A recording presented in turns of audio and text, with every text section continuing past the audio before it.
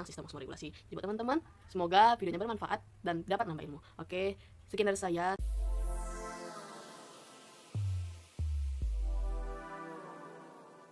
Hai guys, balik lagi di video saya. Nah, video kali ini saya akan bahas tentang sistem osmoregulasi dan ekskresi pada ikan. Jadi buat teman-teman yang mau tahu, bahkan yang pengen tahu, yuk dilihat videonya, dikepoin, dan jangan lupa di like, di subscribe, dan di komen.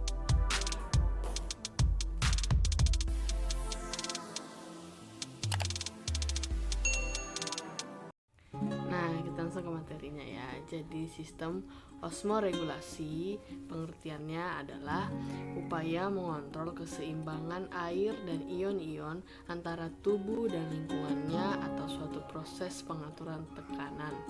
Nah, tanpa osmoregulasi maka ikan akan mati.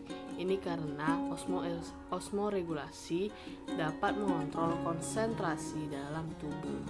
Nah, jadi di sini saya akan membahas lebih dalam atau memaparkan lebih banyak tentang sistem osmoregulasi pada ikan ya teman-teman. Nah, proses osmoregulasi yang terjadi adalah pengaturan konsentrasi ion-ion, bukan konsentrasi cairan tubuh, di mana proses ini juga membutuhkan energi. Bila ikan air tawar dimasukkan dalam medium air laut, maka yang akan terjadi adalah pemasukan air dalam tubuh ikan dari medium dan juga berusaha mengeluarkan sebagian garam-garam dari dalam tubuhnya.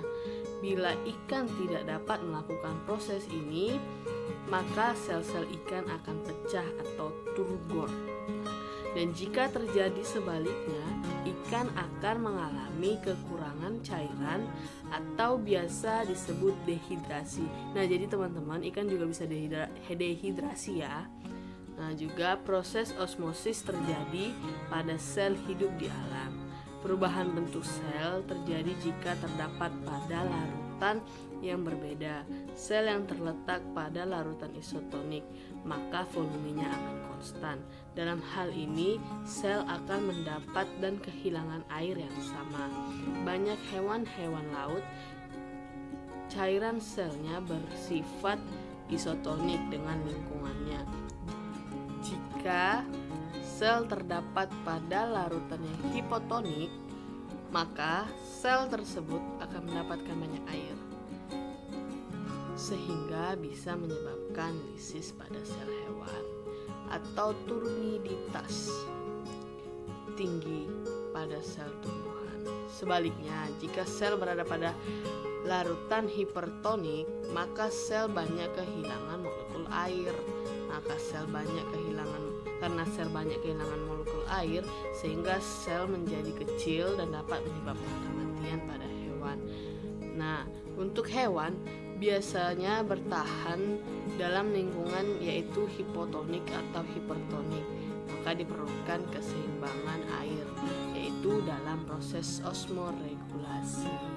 Nah, sedangkan sistem ekskresi pada ikan pengertiannya adalah merupakan suatu proses pembuangan metabolisme tubuh, yaitu berupa gas, cairan, dan padatan melalui kulit, ginjal, dan saluran pencernaan. Nah, yang terakhir ya teman-teman, nih, regulasi ion dan air pada ikan terjadi secara hipertonik, hipotonik, dan isotonik, tergantung pada perbedaan lebih tinggi, lebih rendah, atau sama konsentrasi cairan tubuh dengan konsentrasi media hidupnya.